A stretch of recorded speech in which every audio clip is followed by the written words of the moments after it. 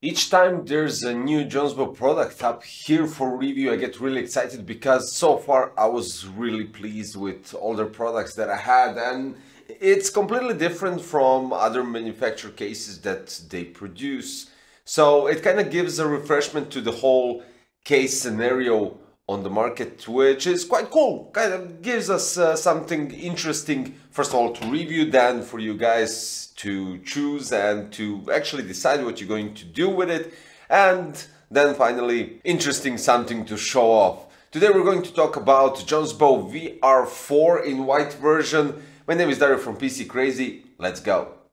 So as you can see here, we have the white version, you have also the black version. And what's all about? You might remember my past review on the VR3, which is much more case and kind of gives a different orientation inside. But here we have a case that supports mini ITX, micro ATX and ATX motherboards, power supplies from 170 to 200 millimeters, graphic cards from 320 to 345 millimeters, depending on the radiator on front. So if you go just with the fans, you get additional 2.5 centimeters, or if it's a radiator that's thicker, it kind of lowers it down. But for instance, I have their TW6360, and what I get here is 32 centimeters of clearance for the GPU. That's why I couldn't, for instance, use the MSI Supreme X RTX 3070, so I had to go with the Sapphire RX 6650 XT.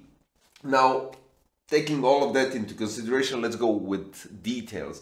So as you remember, the VR3 pulls out, this one does the same. You pull it out, you have a complete chassis to work inside, giving you loads of possibilities basically and maneuvers to do everything inside. Now here on the top you can place a 2.5-inch SSD, and at the back you can place either one hard drive 3.5-inch and one 2.5-inch SSD, or two 3.5-inch hard drives, which is quite okay, since if you decide to go with an ATX motherboard you can store up to 4 M.2 SSDs. So basically additional cables in this case aren't really necessary. But here we go. I placed additional extenders just for the looks and to get some, I don't know, momentum to the case and nice aesthetics. You do have to take into consideration cable management, because if you push the case inside through this chassis, it might get stuck. But that also gives you guys, let's say, some idea and forces you, I would say forces you to do a great cable management, which is always important, and I always prefer to do clean builds as much as I can, or as much as the time allows me. In this scenario I actually managed to do it, but there's also some things that you need to know. So on the side you have 3 Velcro ties with nice Jonsbo logo, which help you reroute the cables at the back, tying them up quite nicely and firmly so they don't get stuck on the side panel that when you slide in the case. Now the one thing that you do need to take into consideration, be very careful, is the Eps cable. Now at first I was really shocked not seeing a hole at the back, trying to, you know, reroute the cable at the back, but then again there's no space at the back. So where would I place the cable? They did think of that, so what they did is they placed 3 holes on top, so you can use either Velcro tie or zip tie to tighten the cable just between basically the top part of the chassis and the motherboard, which gives you again nice cable management. For the extenders I couldn't do that because they are always with the cable combs sticking like this, instead of, you know, just wrapping them up and stretching them on top. But that's up to your personal preferences. If you want to go with custom slipped cables, you'll just need to push them a bit until they slide in completely. Now the case is, I would say, fully ventilated in terms of, as you can see, you have loads of holes, you don't have any filters, but I would say that this case, in terms of dust, you don't have to worry about it because the only intake is on front, and the eventual dust will be stuck on the radiator, so you won't have any problems with the dust inside your build. When we're talking about some fans and radiator support, you can place 3 120 or 2 140 on the front and 1 120 at the back.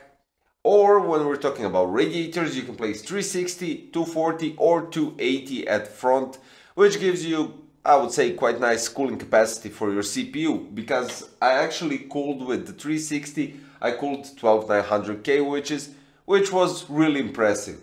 Now, the whole thing looks really cool, I do have to admit that. You have this top, I would say, bonnet, where you have to remove it, place the case inside, place the top bonnet on top, and basically you don't even have to tie up with the screws at the back, because this part right here holds the whole chassis inside, and that's it. Now, the fans can't go outside of the chassis, because when you push this main chassis inside, it gets directly close to the front panel of this perforated part. So basically fans and radiators go inside, and this is why you get 320 millimeters of clearance for your GPU. Since we're talking about clearance for the GPU, we have to mention the CPU tower clearance, because right here we have 167 millimeters of clearance for your CPU, which is, I would say, quite alright. I mean, you have loads of possibilities when we're talking about those type of coolers, which kind of gives long list and big range of coolers to choose from. Now let's go with some details that I think they should have done.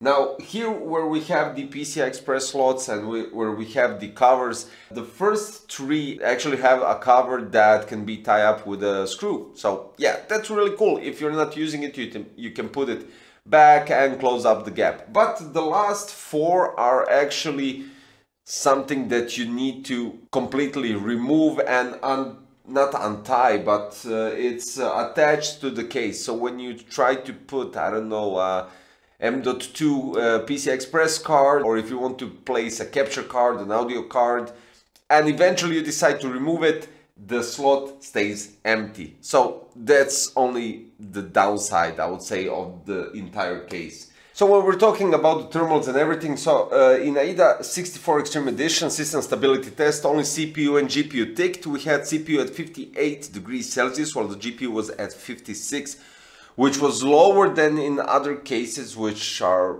also preferred for airflow, which are actually suggested for airflow. Now, in AIDA 64 Extreme Edition, when ticking CPU, FPU, system, memory, and cache, on 100% load, and also on 100% fan speed on the front fans and on the pump, the 12900K went up to 77 degrees Celsius, which is just amazing. But the sound level is extreme. Also, the GPU went up to 60 degrees Celsius at that point.